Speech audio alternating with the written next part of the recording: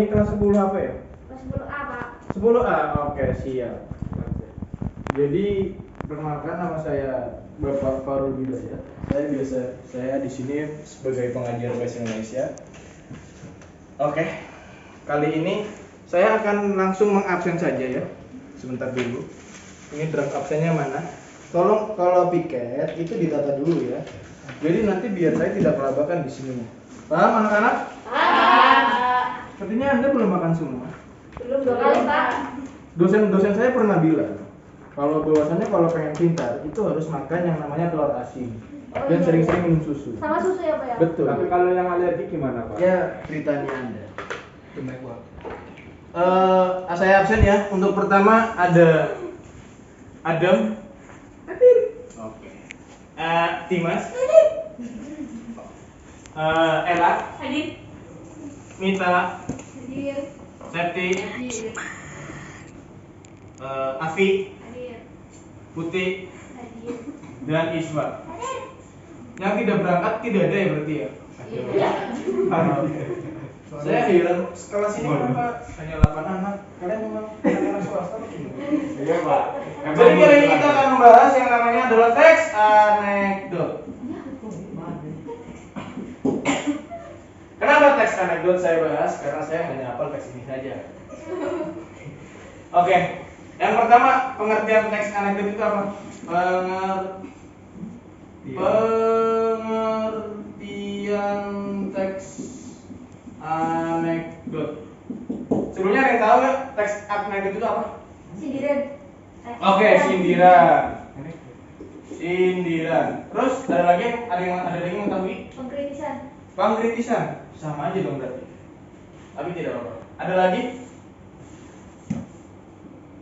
Ada lagi? Ada lagi? Teks yang lucu. Oke, teks yang lucu. Sindiran lucu ya, keren. Ada lagi, kita di sini berdiskusi modelnya. Oke, jadi gini, teks anekdot adalah sebuah cerita singkat dan lucu yang berisi sindiran. Baik itu mau sindiran kepada politik ataupun sindiran kepada siapapun. Tapi biasanya teks anekdot di Indonesia itu digunakan untuk sindiran kepada Pemerintah. pemerintah. Hati-hati kalau ngomong di pemerintah nanti dibungkam. Nanti hilang, Mas. Ditembak dulu. Oke. Sudah paham di sini apa itu teks anekdot? Sudah. Intinya adalah singkat, lucu, berisi sindiran. Seperti itu saja. Yang kedua, itu ada lagi yang namanya ciri-ciri teks anekdot.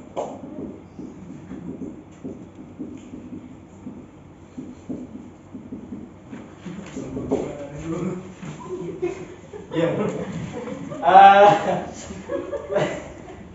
Sudah tidak baik. Ciri-ciri teks anekdot mohon diperhatikan ya. Soalnya saya tidak akan mengulang materi ini lagi. Jadi mohon diperhatikan. Teks anekdot ciri-cirinya yang pertama adalah bersifat lucu. Seperti di pengertiannya, bahwasanya teks anekdot adalah teks yang lucu. Berarti ciri-ciri teks anekdot itu bersifat lucu juga. Dan teks anekdot juga bersifat mengkritik. Yang ketiga, teks anekdot biasanya bisa kejadian nyata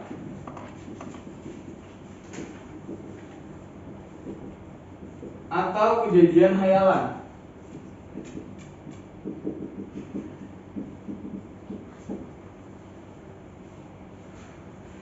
Nah, jadi ada beberapa teks anekdot yang memang berdasarkan kejadian nyata, tapi dibumbui dengan sifat lucu dan mengkritik.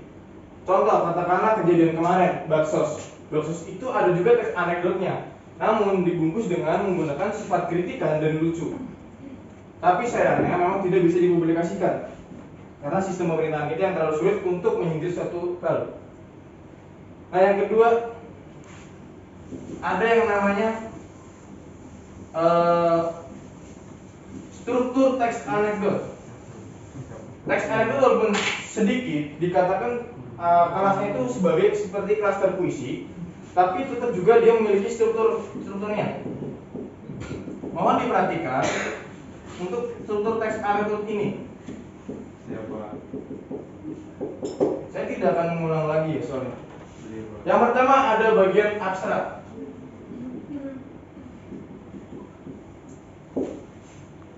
Ada yang mengetahui sebelumnya abstrak itu apa di bagian teks anekdot?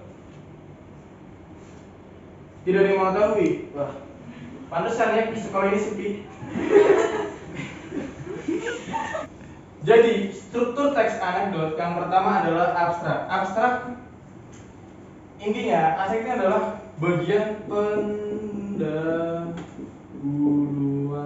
teks. Biasanya ini bersifatnya sebagai pembuka. Sudah mengerti? Lalu yang kedua adalah orientasi. Dan orientasi ini adalah bagian teks anekdot yang memberikan gambaran mengenai latar belakang alasan cerita tersebut terjadi, atau bisa disimpulkan sebagai memberikan gambaran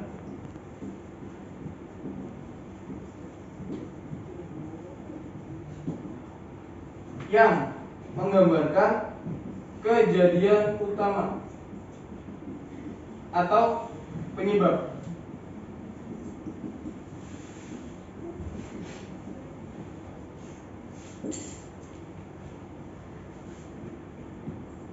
Nah, yang selanjutnya adalah krisis. Krisis teks anekdot itu berarti adalah inti masalah.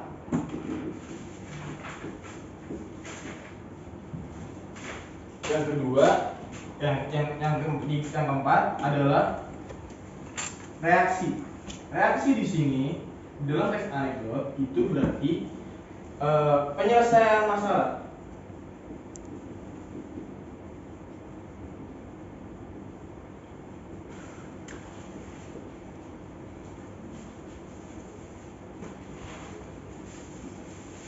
Biasanya reaksi di sini biasanya menggambarkan baik itu tertawa ataupun sifat masalah tersebut. Nah, selanjutnya ada bagian kode atau penutup. Biasanya diisi dengan kesimpulan. Saya akan bikin gambar pemuda dalam kajian teks anekdot ini. Sebentar.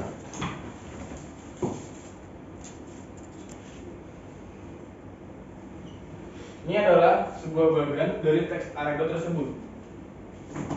Nah, abstrak berada pada di sini. Anggaplah ini adalah sebuah cerita. Abstrak ada pada bagian awal. Abstrak di sini. Nah, lalu orientasi ada di bagian sini.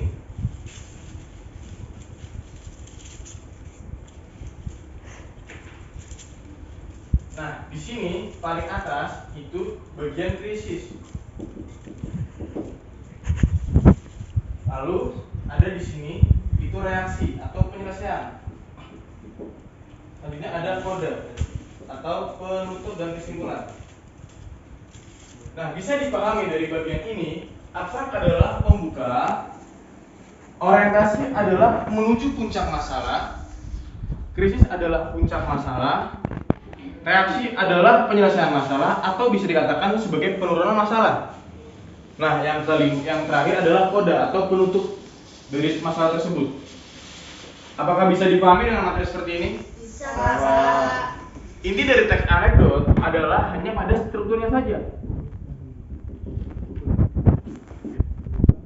Saya yakin kalau teman-teman itu hafal pada strukturnya, maka teman-teman bisa dikatakan bisa membuat sebuah teks anekdot. Oke, stop dulu. 3. Oke, jadi habis ini nanti kita akan bermain debat.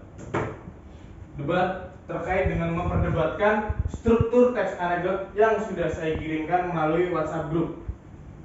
Jadi nanti teman-teman silakan bikin 2 kelompok. Salah satu kelompoknya karena kelasnya sedikit sekali, hanya 8 anak. Silakan bikin 2 kelompok, satu kelompok berisi 4 anak. Saya langsung saja ya. Ini Mbak ini kamu bisa geser lagi untuk mengikuti kelompok sebelah itu. Dan ini nanti kelompok 1, ini kelompok 2.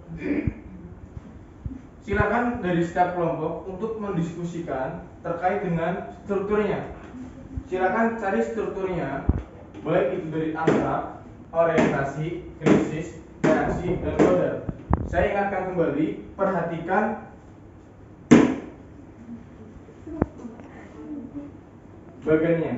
bagian yang sudah saya buat. Ingat, abstrak adalah awal, orientasi adalah puncak menuju masalah, krisis adalah puncak masalah, reaksi penyelesaian dan kode. Silakan saya beri waktu 10 menit untuk mempersiapkan strukturnya. Oke, ini. 3. Oke, gimana teman-teman sudah menentukan strukturnya? Sudah. Saya akan bertanya kepada kelompok 1 dan kelompok 2. Karena teks anekdot yang saya buat itu bersifat ambigu, memiliki ambiguisme, jadi agak sedikit sulit untuk menentukan strukturnya, sehingga bisa menjadi tema debat kita kali ini, yaitu penentuan struktur teks anekdot. Itu dalam sesi debatnya. Nah, untuk kelompok 1, silakan penjabaran bagian abstraksi ini dari mana aja.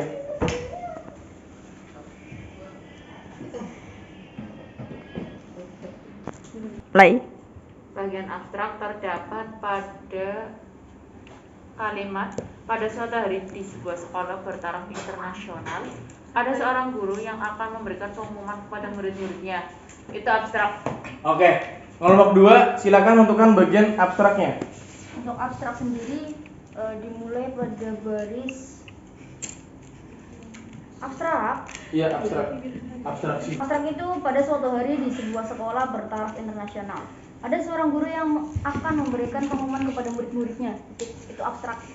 Nah, ya, kenapa kalian bisa menjawab seperti itu dari kelompok 1? Apa alasan kelompok 1? Bahasa menyatakan kenapa kalimat pada suatu hari di sebuah bertaraf internasional ada seorang guru yang memberikan ada seorang guru. Karena itu merupakan gambaran. Gambaran apa? Gambaran umum. Oke. Nah, dari kelompok 2 sendiri itu bagaimana? Untuk abstrak itu kan pendahuluan. Mana ada pendahuluan ditaruh di tengah. Mana ada pendahuluan ditaruh di belakang kalimat ataupun di bawah paragraf. Itu kalau misalkan abstrak itu pasti di awal kalimat karena pendahuluan awalan seperti itu, Pak. Mana ada abstraksi ditaruh di tengah, dan ini katanya menunjukkan bahwasanya itu adalah kalimat memang kalimat abstraksi. Oke, abstraksi. Kalimat abstraksi itu bukan hanya pada kalimat sebatas kalimat pada suatu hari di sebuah sekolah bertaraf internasional. Kok bisa? Karena kalimat ada seorang guru itu sudah menunjukkan itu orientasi atau mulainya pemudakan masalah. Seperti itu. Suara kondusifnya juga spesial sebenarnya. Karena orientasi bagiannya lumayan panjang, silakan kalian boleh menggunakan kata hanya sebatas kata depan dan kata belakang saja. Kok bisa nih kayak sekolah Dari anak-anak dari anak-anak sampai kepada fakir. kepada fakih. Oke. Kepada fakih. Iya. Saat mendengar jawaban spontan tersebut, ibu guru mencoba bertanya kembali kepada fakih. Di atasnya loh, kenapa? Gitu. Kenapa? Oke, siap. Nah, kelompok 2 silakan. Untuk kelompok 2 sendiri, orientasi itu berawal dari guru. Anak-anak, ada kabar gembira untuk kita semua. Sekolah kita ini sebentar lagi akan menjadi sekolah bertaraf internasional. Nah, untuk menyambut hari bahagia ini, saya mau bertanya, apa yang sudah kalian lakukan untuk menyambut SBI ini? Itu orientasi, Pak. Oke, ini ada dua perbedaan, ada dua apa ya? Ada 2 jawaban yang berbeda dari 2 kelompok. Yang pertama, kelompok ini menyatakan dari guru dan anak-anak ada kabar gembira hingga kalimat kepada Fakih, dan kelompok ini menyatakan bahwasanya ada anak-anak kabar gembira, guru anak-anak ada kabar gembira hingga menyambut SBI ini. Saya mau tanya kepada kelompok 1, kenapa kalian bisa menjawab hal seperti itu? Oke, karena apabila kita masuk ke dalam, loh kenapa? Itu ikutnya krisis. Itu juga krisis. Iya. Kalau kelompok 2 sendiri, orientasi itu menuju puncak masalah. Ketika berada di masalahnya, itu namanya krisis. Jadi sebelum menuju puncak masalah, itu sebelumnya namanya orientasi, Pak. Oke. Iya, saat masalah mulai muncul. Jadi di sini yang salah siapa nih? Yang salah Bapak. Cuy kubur. 1, 2, 3. Nah, kelompok ini menyatakan hanya sampai SBI, sedangkan kelompok kalian itu menyatakan sampai kepada Fakih. Apakah kalian yakin bahwa jawaban kalian benar? Yakin. Kenapa sangat yakin? Yakin. Karena itu jawaban saya paling benar. Karena itu jawaban saya paling benar. Iya. Oke. Nah, untuk kelompok ini, kenapa orientasi itu sangat sedikit sekali? Padahal teks ini lumayan panjang. Iya. Apakah kalian yakin menjawab teks itu? Apakah kalian yakin menjawab hingga sampai situ saja? Iya, yakin, Pak. Yakin? Iya, yakin. Itu pendapat kalian? Iya. Apa yang ada dalam pendapat tersebut? Karena yang namanya orientasi itu tidak diukur dari segi atau banyaknya kata atau kalimat. Karena orientasi tersebut tidak ditunjukkan Tidak banyaknya kalimat. Tidak diukur oleh banyaknya kalimat. Sedangkan di sini menyatakan bahwasanya ya memang itu jawabannya. Wallahu alam. Oke. Saya nyatakan dua kelompok ini jawabannya semuanya salah. Iya, yang benar Bapak. Benar Bapak. Karena teks ini yang buat saya. Iya, terserah Bapak. Nah, untuk bagian orientasi, perhatikan bagian tersebut. Saya sudah berkata, perhatikan. Orientasi adalah sebuah menuju puncak masalah. Menuju puncak masalah.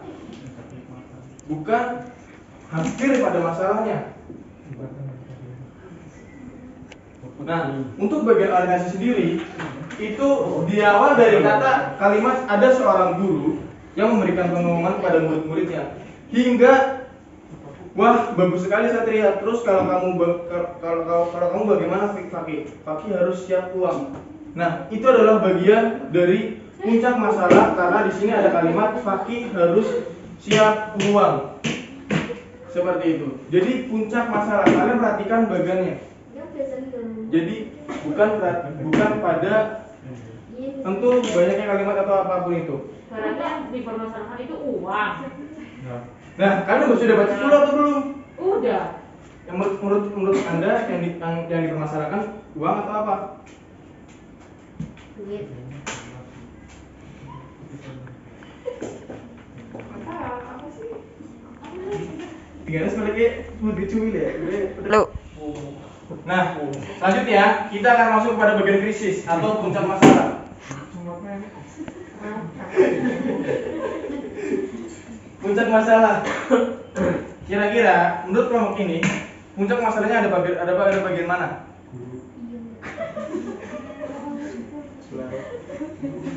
Puncak masalahnya dan menurut kelompok ini, puncak masalahnya ada bagian mana? Silakan kelompok ini menyatakan pendapatnya untuk pada puncak masalah atau krisisnya. Silakan. Harus siap uang, Bu, dari kata kaki sampai diminta iuran untuk ini itu. Diminta iuran untuk ini itu. Oke. Kenapa kelompok ini bisa menjawab seperti ini? Karena itu punya masalah. Kenapa? Karena ternyata dalam teks tersebut yang dibutuhkan itu, yang dipermasalahkan itu sebuah uang. Yang dipermasalahkan sebuah uang di konteks kalimat teks anekdot yang saya berikan ini. Oke, dari yang kelompok ini. Ya usah kelompok ini dulu, mereka mau bisa di mana pada teman-teman sih.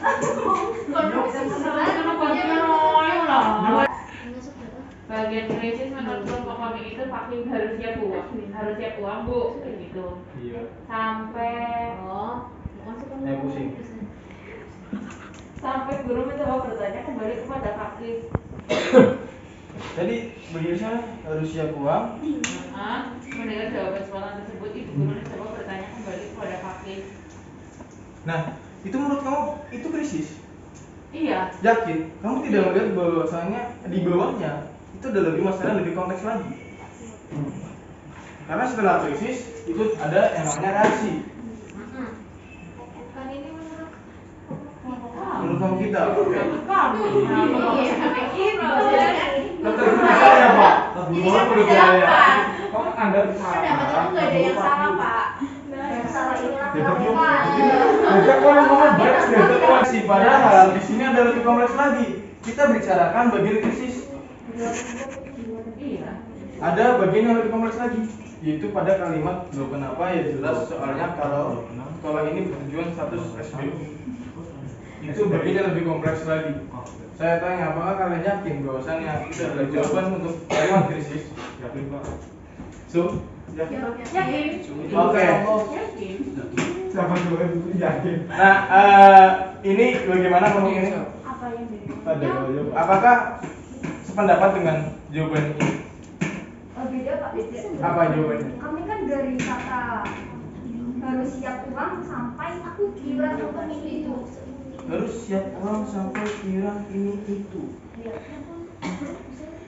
Lalu ada kalimat kamu kok jawabannya seperti itu begini loh, sekolah kita tarafnya internasional. Kalau itu sudah masuk reaksi Pak. Sudah masuk reaksi, Iya. itu menurut kalian? Iya. Reaksi itu artinya apa? Reaksi berarti Ada aksi, ada reaksi. Tanggapan. Ya, berarti masalah Pak. Ya. Tolong Kita menangnya tahu. Dalam kimia omen. Oke, Beda maning apa? dari jawaban dua kelompok masih belum ada yang betul, bener-bener betul. Alhamdulillah.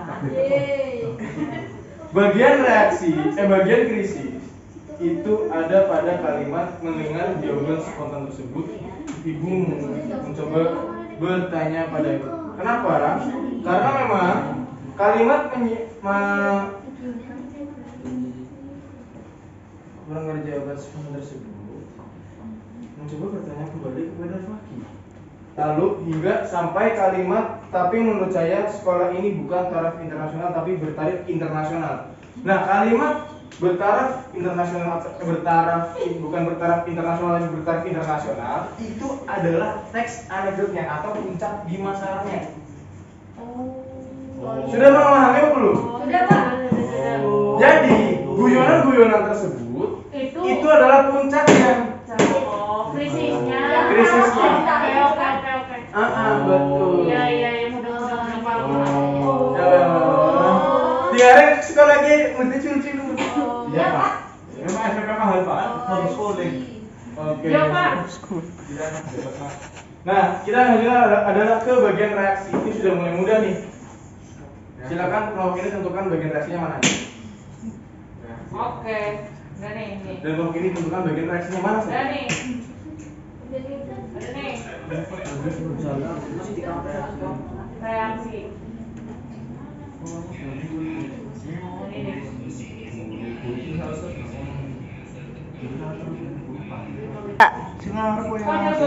Cuma terus ya. Tiga.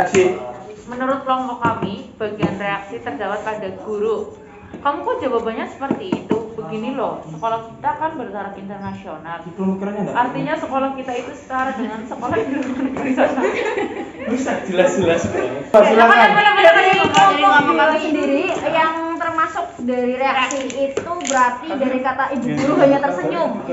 Ibu guru hanya tersenyum. Oke. Dan tidak bisa Karena kan reaksinya apa? Ternyata reaksinya dalam bentuk tersenyum. Kenapa Anda bisa menjawab seperti itu? Ya karena reaksinya adalah reaksi Pak. Karena itu adalah reaksi. Iya. Reaksi Dari seorang guru. reaksi dari seorang guru. Benar Reaksi nggak? artinya apa? Benar nggak? Perkataan muridnya. Reaksi artinya apa? Reaksi yang di sini bukan berarti reaksi dari seorang guru, tapi sebagai penurunan masalah atau penyelesaian masalah. Yang saya tahu Pak, reaksi itu berarti kayak apa ya? Itu beda konteks. Saya belum menyebutkan Pak. Itu beda konteks. Saya sudah tahu Anda mau bilang apa. Baik, Pak. Nah, ini gimana nih kelompok ini? Kenapa kau masih jawaban yang salah? Itu sudah bagian di krisis, maka disebutkan saja. Jangan disalah-salahin Pak, gitu Pak. Mau jawab lagi lah. Manusia ada salahnya, ada benarnya Pak. Reaksi itu ada pada kalimat Mendengar si Fakih berkata seperti itu, ibu guru hanya tersenyum, tidak bisa membalas perkataan Fakih. Nah, kan bedanya kan betul, Pak. Oh iya. Kan sama saja. Berarti kalau ini sudah benar. Ya, karena sudah mengetahui bagian paragraf-paragraf yang mana saja saya bisa pisahkan. Guru sikilnya ngambang. Kelompok ini sudah betul ya. Saya sudah ada anak murid, ada tingkat kanan. Orang nggak kafir. Oke, kita akan lanjut ke bagian terakhir, bagian kode. Silakan dari kelompok ini. Akhirnya sampai kata Ada kembali. bagian akhir. Kode apa, Pak? Akhirnya sampai kembali. Akhirnya sampai kembali. Kodenya berapa, Pak? Akhirnya sampai kembali. Koda. Ya. Akhirnya guru tersebut langsung membahas materi pelajaran apa yang kelas kembali menjadi kondisi kembali. Oke. Kenapa dari kelompok ini bisa menjadi seperti itu? Karena itu bagian akhir. Karena itu bagian akhir. Maksudnya landasan apa yang bisa membuat jawaban seperti itu? Apakah Anda yakin? Yakin, Pak? Yakin? Oke. Nah, ini Iya, Pak. Kenapa? Dari kelompok 2? bisa dikembangkan bahasa pengalaman dulu. Enggak, sebenarnya kita bahas-bahas ringan.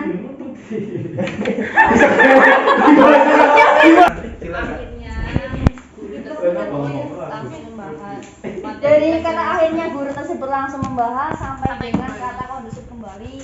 Itu merupakan bagian dari kode. Oke, ini sudah tidak bisa diperdebatkan lagi karena dua jawaban kelompok sudah benar. Ya. Untuk yang awal-awal dari abstrak sampai reaksi itu hanya yang benar hanya satu kelompok. Tapi untuk yang untuk kode hampir semuanya sudah benar. Nah, memang seperti itu teks anekdot agak sulit untuk dianalisis. Kembali lagi, strukturnya sangat sulit. Kita harus benar-benar memahami bagaimana apa permasalahan yang ada di teks anekdot tersebut. Kita harus benar-benar memahami mana puncaknya, mana penurunannya, mana penjelasannya, dan mana awalannya. Seperti itu saja. Oke, untuk tugas minggu depan Ada tugas. ada tugas. Silakan nanti dari kelompok ini, kelompok 1 dan kelompok 2, menganalisis teks anekdot cerita di buku paket kelas 10 di halaman di halaman 72 itu ada cerita teks anekdot tentang si Putri dan Raja. Silakan dari teman-teman baik kelompok 1 dan kelompok 2 carilah dan analisislah mana saja bagian-bagian yang ada di sini. Untuk kelas hari ini saya tutup. Terima kasih atas partisipasinya. Partisipasi.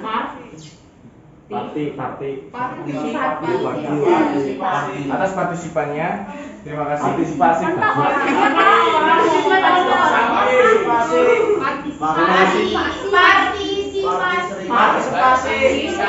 Terima kasih. Untuk hari ini kelas saya tutup. Saya akhiri. Semoga tetap jaga kesehatan, tetap jaga protokol kesehatan, dan juga jangan lupa jaga jarak, pakai masker, jangan lupa sholat dan segala macam lainnya. Wassalamualaikum warahmatullahi wabarakatuh. Waalaikumsalam warahmatullahi wabarakatuh.